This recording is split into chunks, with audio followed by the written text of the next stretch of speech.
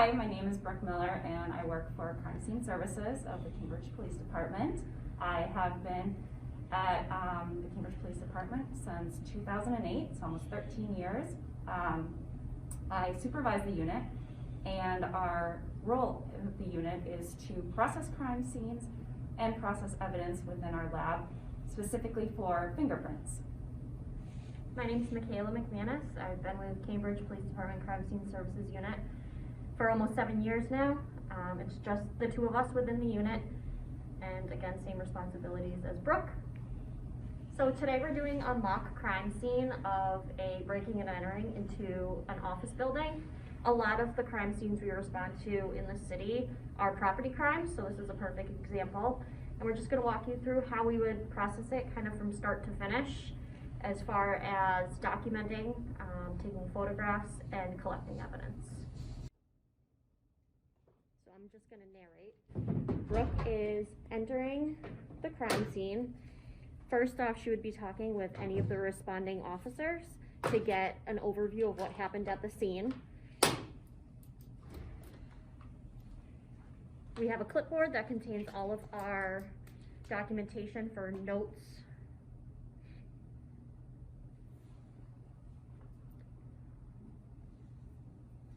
So Brooke's just going to document the location, the time, and any evidence of value that she sees before she touches or takes photographs of anything.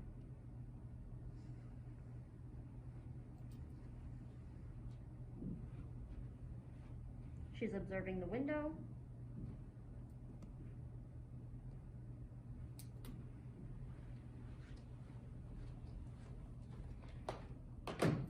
One thing that's important when it comes to crime scene processing, if you see all this yellow tape around, it's to keep as many people out of the crime scene as possible.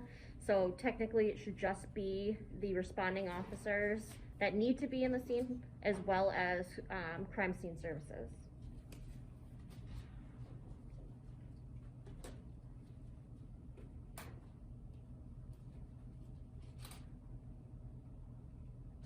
Brooke's now just getting her camera ready. So one of the first things that we do is take photos of the scene when we arrive exactly as it is, again, before anything's moved. The importance of taking pictures is for when we go to court or when officers go to court, to depict exactly how the crime scene is when you arrive. Our method is to take photos in all four corners, if possible, of whether it's a room, a residence, a vehicle, outdoors, just to try to capture every angle possible of the evidence. What she was just taking now is what we call overall photos, just so you can see, like I said, angles of where all the evidence is located in relation to each other. Next, Brooke's marking any items that she thinks are of importance for this case. She first marked a cup with number 1. Number 2 is a laptop mouse. Number 3 is a laptop cord. Number 4, she's marked a wallet. Number 5, a pair of sneakers. And number 6, a screwdriver. Now Brooke's going to retake photos to show all of the evidence that's marked. These are going to be mid-range photos to show the distance, an approximate distance between each item and how they relate to each other.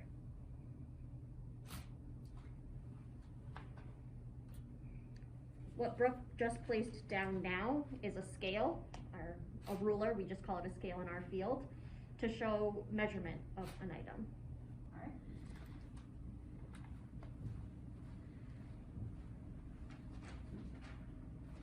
So now Brooke is going to collect the items of evidence. We're going to talk about collection of evidence and the importance of how we collect evidence a bit more in the lab. But as you'll see in a minute, she's using paper bags.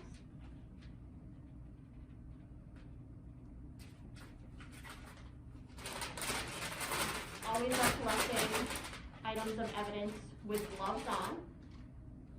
Any items of evidence that we would be collecting for DNA purposes, we would be either changing our gloves between picking up evidence or making sure we're sanitizing our gloves with an alcohol wipe.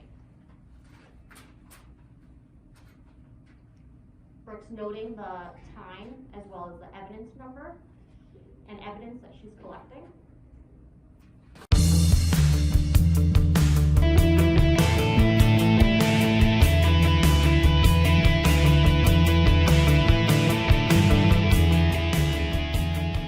As you can see, Brooke has been individually collecting the items, with the exception of the mouse and the laptop cord, because those go together, but all the other items have been packaged separately.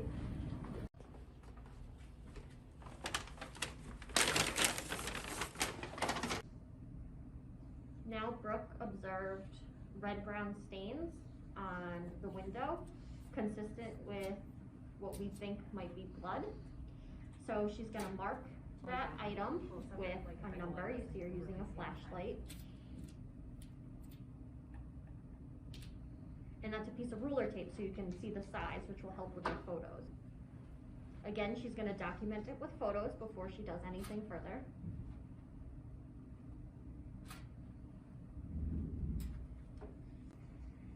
So Brooke's opening the swab, placing the sterile water on top, gently collecting the red-brown stain, and she's gonna place the cotton swab head down into the same packaging she just opened. Again, she's gonna note the time and location of the swab she just collected. Brooke's now using a flashlight to better visualize the fingerprints that she saw in the window. She's now marking some of the prints that she found, again with that ruler tape that we talked about.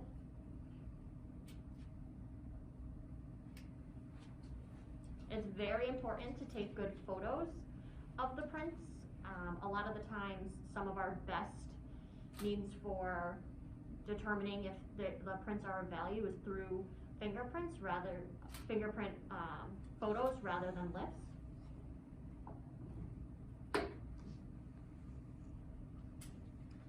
She's now using black magnetic fingerprint powder, and is going to dust the area where she observed the prints.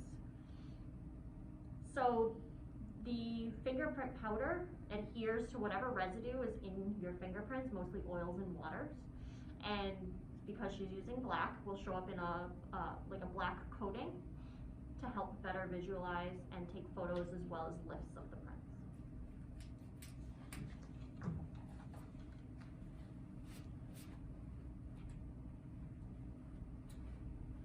Again, now she's going to re-photograph after the prints have been dusted, and will then collect a lift.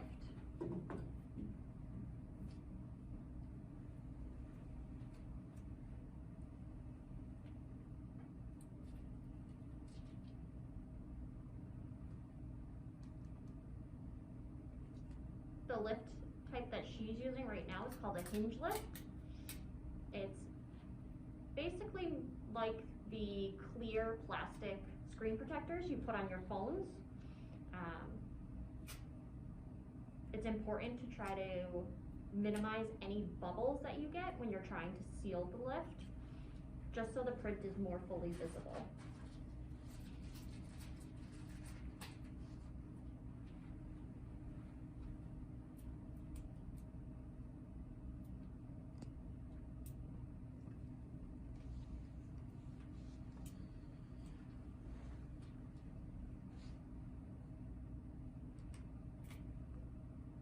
Just applying pressure to the lift because it's just like a sticker, just to capture and pick up any material that is on there.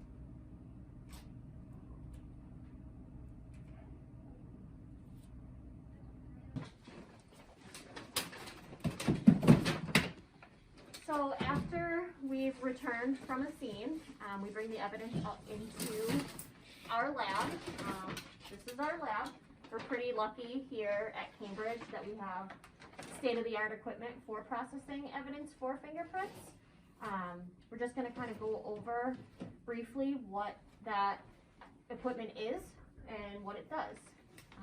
So first, I'll start here with our development chamber.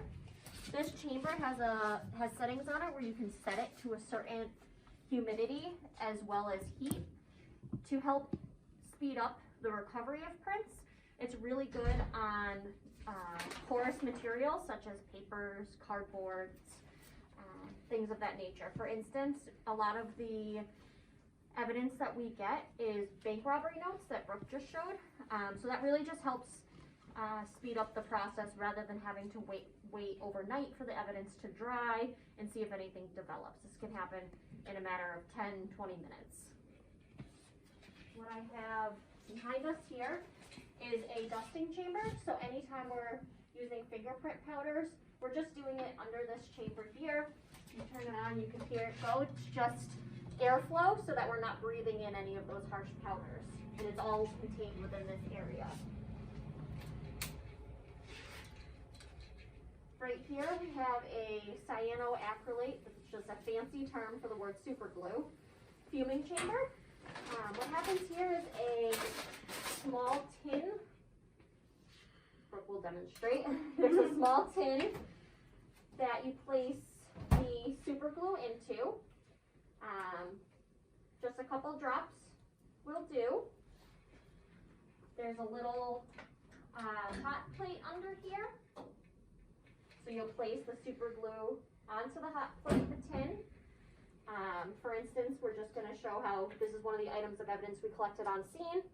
It's a plastic cup, meaning it's non-porous. So that's the items that we would typically fume with. Non-porous items include plastics, semi-finished woods, semi-glossy materials, glass, metal. Some test prints, please. We always run a control print or a test print with our evidence to make sure the chemicals are working. And then we would shut it and fume it. So it's set to an already predetermined humidity and temperature. And what happens is the super glue, the hot plate heats it up. The super glue then turns into fumes, which then secrete white residue onto the prints. So what's happening, kind of like with the fingerprint powder, the super glue is adhering and sticking to the components that are left behind in your fingerprints, those sweats and oils. So this is a glass that we had fumed earlier, so you guys can see what it actually looks like.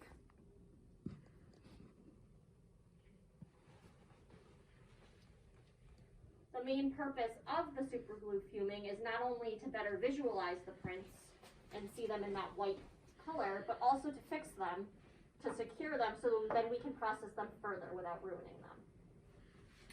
So then, from the next step, we could either dust this, or we could use a different dye stain to try to visualize the prints even more.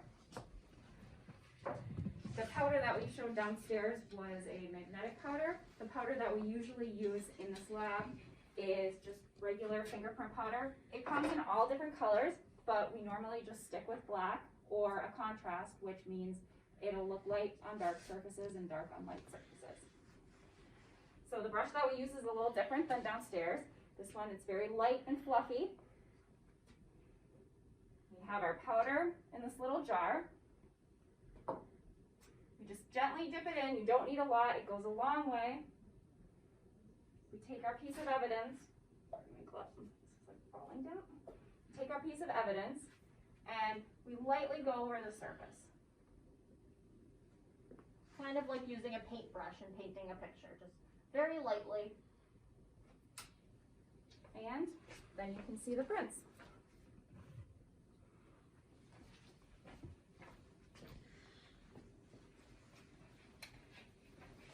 And from this step, we would do just like we did down at the crime scene, take a picture of it, and then we would lift it with one of the hinge lifters that we showed you downstairs. Or we have another type of lifter that we use, which is called a gel lifter. Now this works better when you have a semi-textured surface or something on a curved surface. It's a little more flexible. But you're doing the same step. You're placing it over the print, pressing down, releasing it, and putting a protective sheet of plastic over it.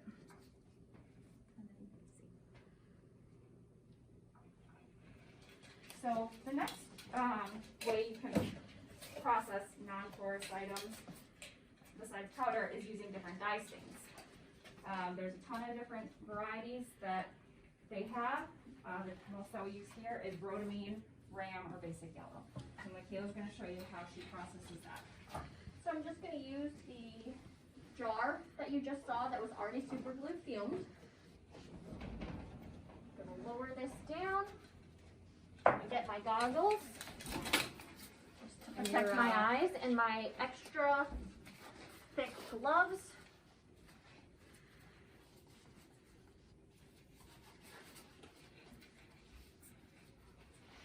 And just going to spray the item down. All the dye stain does is stick to the portions of the super glue, and you'll see it'll fluoresce.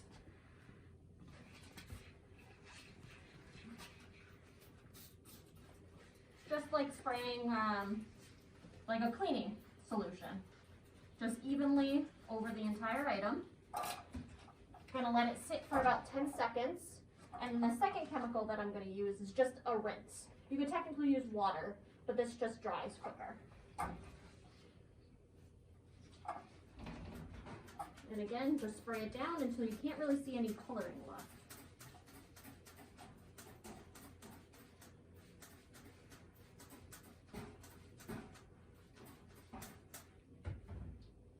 Then we just place it over here to dry. And again, it doesn't take very long to dry at all. Remove our gloves. Hang those back up here. There's our glasses. So once that is dry, we would use our forensic light source to visualize the prints, because you can't see them now. If you just look at it, it just looks like the regular glass jar.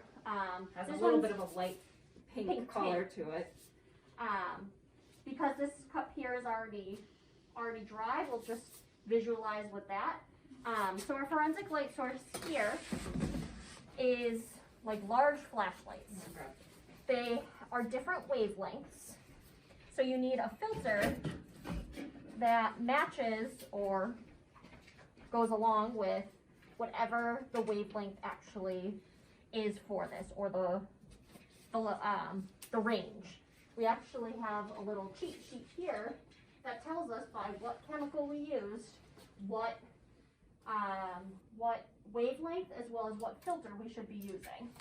So for this case, because we used rhodamine, we're going to use a blue-green light. That's a 505 nanometer wavelength.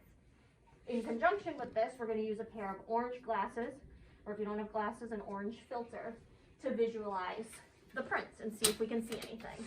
So I'm going to give you guys these glasses. These are very, very powerful lights, so you always have to have your filter on. If you look directly into the light, it can damage your vision. And I think we'll put this in front of the camera and then, yeah. We just have to hit the lights so it's a little bit darker.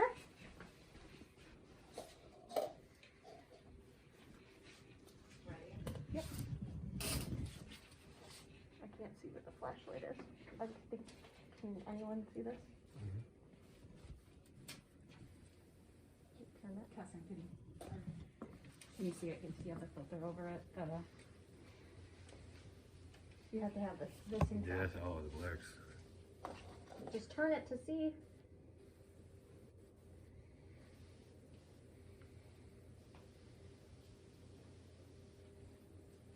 So what do we do with the prints that we've collected at our crime scene, or prints that we get off of evidence from the lab? The next thing we do is we're going to try to compare these prints to known fingerprints. So there's two different ways we can do this. We can do a manual comparison with a 10 print card that looks like this. And I can show you how we take those. So we start with the right hand, thumb first, we roll it in the ink, and then roll it on the paper. You go through this on the right hand, then you switch to the left hand, and then at the very bottom, we're just gonna do all 4 fingers, and I'm just gonna do your thumb.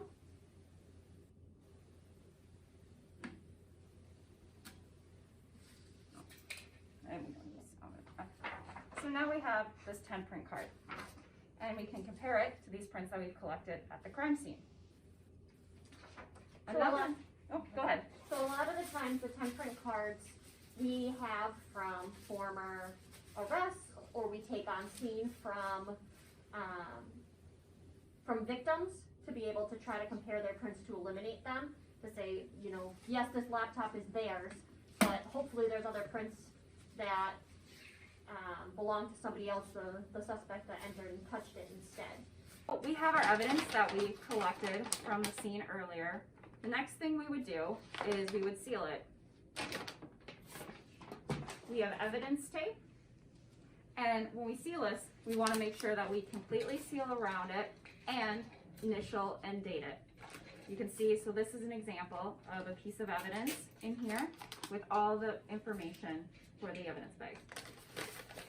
You can see we have tons of different ways that we can package evidence depending on the size. It can be large, we even have leaf size evidence bags, or really small items like a piece of hair or a fiber. If we have something sharp like a knife, we have special boxes for that, as well as if it is a firearm. And it comes with even smaller envelopes to put any shell casings or bullets. Another type of scene that we might go out to is an arson scene.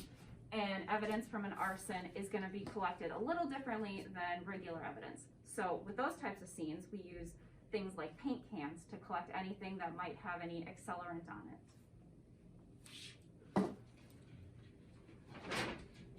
Anything that has red brown stains, or we think has any type of DNA evidence on it, we would put one of those fire hazard stickers on it, just for the safety of us as well as the safety of the people at the state lab when they're processing it. So for instance, these were the sneakers we collected on scene. So I just placed one of these stickers on for safety measures. The next thing I'm going to talk about is the evidence lockers that we have here. So we receive evidence from our property unit, which is right on the other side of here. For instance, here's an item, as well as submitting evidence to them. So any of the items we collected on scene today, after they're all packaged, we would submit them directly through here. It's really nice and helpful because it helps maintain what we call chain of custody. There's a record for everywhere that item of evidence went. It went from downstairs in the scene to in our lab, now to the property unit. And that plays a big important part when evidence goes to court, because they want a record of every place that the evidence went. If I gave it to Brooke and she took it somewhere else, that would need to be noted as well. So the next thing I'm going to do is place these sneakers that have red brown stains on them and are wet into our drying chamber. So our drying chamber is utilized anytime items, whether it be clothing, sneakers, jewelry, money, a knife, you name it, anything can go in here that is wet with some type of substance, and it needs to be completely dry before we package any of the items up to allow them to breathe. As you see, it's lined with brown paper here. That's just to make sure that nothing soaks through onto the actual equipment. We have clothing hung as well as a pair of socks over on the corner.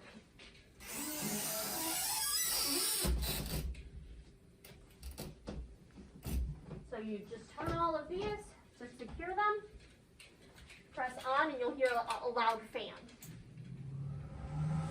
And it can take anywhere up to 24 hours to ensure that everything is dry. You certainly don't want it damp at all. It just goes to preserving the evidence. So the reason we mentioned the importance of packaging evidence and preserving evidence just as we received it is for down the road when cases come up, 10, 20, 30, even 50 years down the line, we want to be able to present that evidence the best way it was preserved. And that's when we've been recently working with our cold case unit and Detective Lopez. So I'm Detective Lopez. I'm currently assigned to the Criminal Investigations Division here at the Cambridge Police Department. I've been a police officer for about 17 years. I've been upstairs for about the last 3 or 4 years.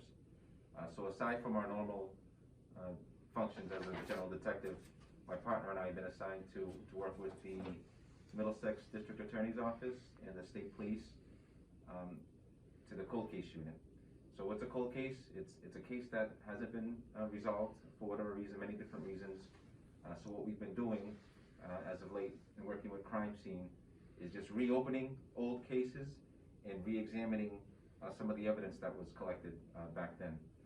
And that could be in forms of DNA, fingerprints, and just going through each specific case, seeing what we have for inventory. So there have been a few cases already that we've come in here and worked with crime scene and pretty much laid everything out on the table and just going through each case item by item to make sure that we still have what evidence was collected back then. So some of the evidence might still be here with us here at the Cambridge Police Station. Other evidence may be with the Massachusetts State Police in their facilities. And then the DA's office might have some evidence as well. As you can imagine, 20, 30, 40 years ago, their record keeping wasn't the same as it is now, whether it's by computer or files. So now again, with crime scene, we're just going through and seeing what we can collect and make sure that we have everything that we need. As Michaela was saying, in the form of collecting the evidence, one of the reasons why we use these bags is, if not, we want to make sure that that there's no mold or mildew on this clothing, whatever evidence is collected over years, because then that would contaminate the evidence and we wouldn't be able to use it. So we're currently doing that. I mean, it's going to take a while for us to go through each case, but on a case-by-case level, we'll be going through each case and re-examining to make sure that we have everything that we need to move forward with reopening the case. Especially as far as any DNA evidence goes too, because DNA technology has come so far than, 40, even 20, 10 years ago. We're just reevaluating everything that we have and, having conversations with the DA's office, the lab, to see, hey, we have this bloody sweater. Nothing ever came of it back then. Negative results for everything. Can it be re-examined to see if anything of value exists now with the technology? Thank you for taking the time to learn about what we do here in Crime Scene Services. The way we kind of explain our jobs is we are tools for the detectives and the patrol officers to aid in their investigation. Everything we do here as far as processing for fingerprints or evidence collection really just helps them and aid them in their investigation. If you have any further questions on what we do here, feel free to check out the Cambridge Police website. There is a section for crime scene services under there with our contact information.